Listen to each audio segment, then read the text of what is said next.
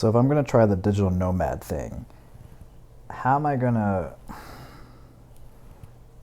Because I'm not leaving her behind.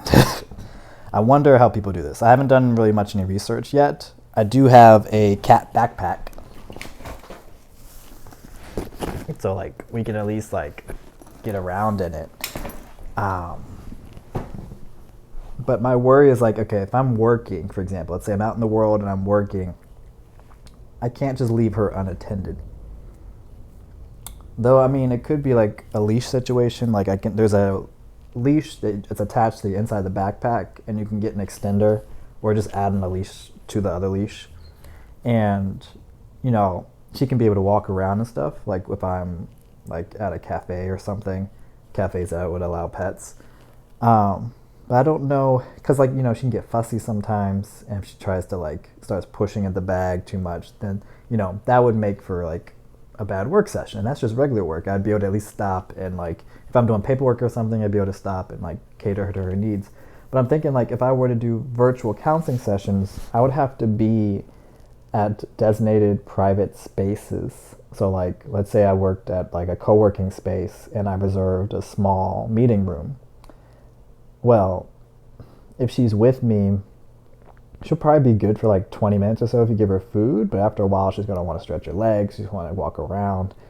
So I would need to find places that are like super cat friendly. And I'd have to know like where they all are ahead of time and have this kind of mapped out, and be able to reasonably get to them. Because as of right now, I'm without a car. Sold my car like a year and a half ago or something. And so I'd be really just relying on public transportation.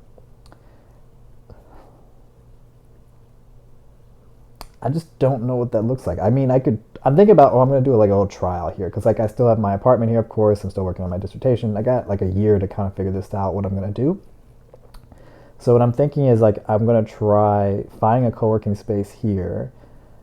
And just, co-working space that accepts cats. And see if I can find like a space where I can reserve the room that's reasonably priced.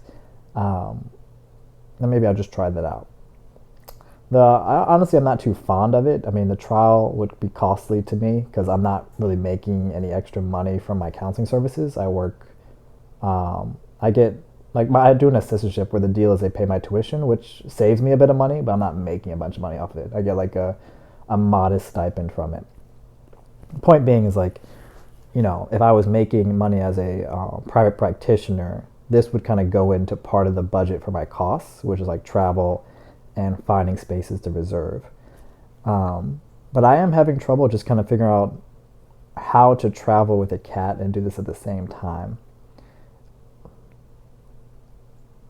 I mean, part of me thinks like if I'm in a city where I know people, I could just kind of drop her off and like have my counseling sessions like kind of done like in the mornings or in the afternoons, just kind of back to back to back,